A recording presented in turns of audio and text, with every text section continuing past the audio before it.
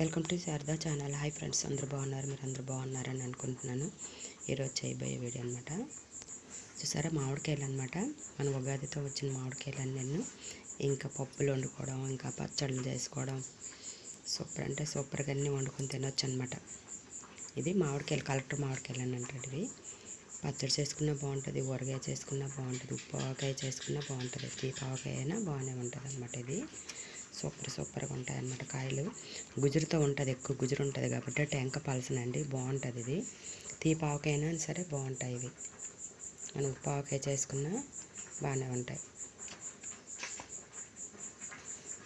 పప్పు మామిడికాయ వండుకోవచ్చు. తీపి వేసి మనం ఇలాగా బెల్లం వేసి కూడా తీపి కూర చేసుకోవచ్చు అండి. ఇవి ముక్కలు కోసి చేసుకున్న సూపర్గా టేస్ట్ బాగుంటుంది అన్నమాట.